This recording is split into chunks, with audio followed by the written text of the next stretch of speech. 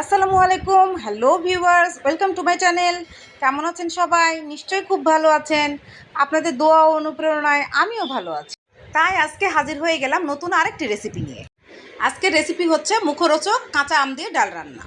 খুব কম লোকই আছেন যারা ডাল পছন্দ করেন না। অনেকের বাড়িতে তো প্রতিদিনই ডাল রান্না হয়। তাহলে চলুন এক নজরে দেখে নিই কী কী ডাল দিয়ে কিভাবে আম ডাল রান্না করেছি।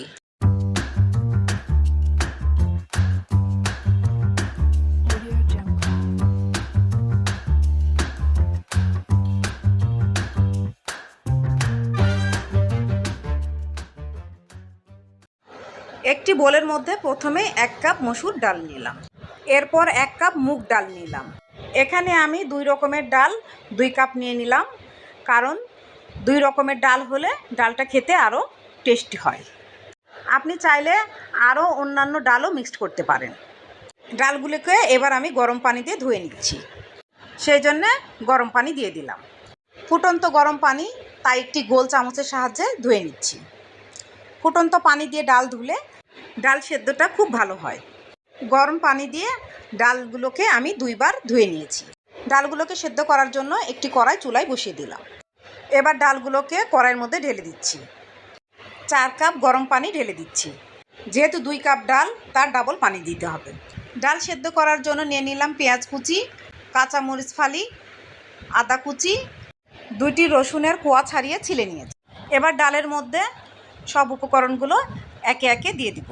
প্রথমে দিলাম পরিমাণ মতো পেঁয়াজ কুচি, ছিলে রাখা রসুনের কোয়া দিলাম, কাঁচামরিচ দিলাম, আদা কুচি দিলাম, একটি তেজপাতা 2 ভাগ করে দিলাম, স্বাদ মতো লবণ দিলাম, 2-3টি লবঙ্গ এবং সাদা এলাচ দিলাম, 1 টেবিল চামচ সরিষার তেল দিলাম। ডাল টেস্টি করার জন্য সমস্ত উপকরণ দেওয়া আমার শেষ। এবার ঢাকনা দিয়ে ঢেকে দিলাম। ডাল ফুটে উঠেছে, এবার একটু ঢাকনা খুলে দেখব। আবার ঢাকনা দিয়ে ঢেকে দেব। ঢাকনার উপর থেকেই দেখা যাচ্ছে ডাল খুব ভালো সিদ্ধ হয়েছে। এবার সিদ্ধ ডালগুলোকে একটি ম্যাশার দিয়ে ম্যাশ করে নিচ্ছি। খুব ভালো ম্যাশ করা হয়েছে, ডালগুলো একদম গলে গেছে। এবার 1/2 চামচ হলুদ গুঁড়া দিলাম। আবার ম্যাশ করে দিচ্ছি, যাতে হলুদ গুঁড়া খুব সহজে ডালের সঙ্গে মিশে যায়। এবার ডালে পানি দিয়ে দিচ্ছি। ডালে অবশ্যই ফুটন্ত গরম পানি দিতে হবে, তবে ডালের কালার খুব সুন্দর আসবে।